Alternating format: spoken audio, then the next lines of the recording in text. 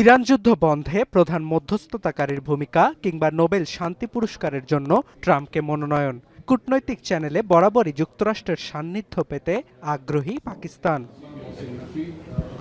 সম্প্রতি ট্রাম্পের আয় বিবরণীতেও ধরা মিলেছে পাকিস্তানের কূটনীতির চাল।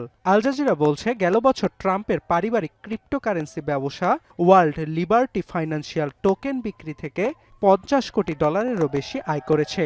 আর এই ক্রিপ্টো প্রতিষ্ঠানের সঙ্গে শুরু থেকেই অংশীদার হিসেবে যুক্ত পাকিস্তান। জানুয়ারিতে পাকিস্তানের অর্থ মন্ত্রণালয় ওয়ার্ল্ড লিবার্টি ফাইন্যান্সিয়ালের সহযোগী প্রতিষ্ঠান এসসি ফাইন্যান্সিয়াল টেকনোলজিস এর সঙ্গে একটি সমঝোতা স্মারক সই করে। সেখানে উপস্থিত ছিলেন পাকিস্তানের প্রধানমন্ত্রী শেহবাজ শরীফ এবং সেনাপ্রধান ফিল্ড মার্শাল আসিম মুনির। চুক্তির উদ্দেশ্য ছিল আন্তঃসীমান্ত বা ক্রস বর্ডার লেনদেনের ক্ষেত্রে ডলার ভিত্তিক স্টেবল কয়েন USD1 ব্যবহারের সম্ভাবনা যাচাই করা।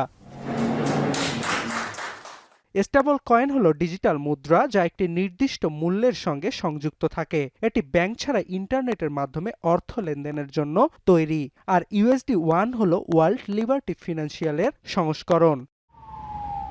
তবে চুক্তি স্বাক্ষরের প্রায় 6 মাস পেরিয়ে গেলেও পাকিস্তানের কয়েকজন কর্মকর্তা নিশ্চিত করেছেন যে এখন পর্যন্ত USD1 স্টেবল কয়েনের ব্যবহারের কোনো পাইলট প্রজেক্ট শুরু হয়নি এবং কোনো আনুষ্ঠানিক লেনদেনও সম্পন্ন হয়নি।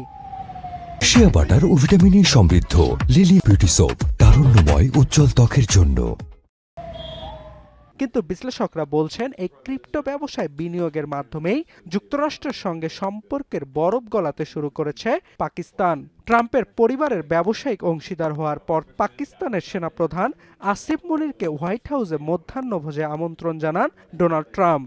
এমনকি ইরান যুক্তরাষ্ট্রের মধ্যকার সাম্প্রতিক উত্তেজনা প্রশমনে পাকিস্তানের মধ্যস্থতাকারীর ভূমিকার মার্কিন ভাইস প্রেসিডেন্ট জেডি ভ্যান্স।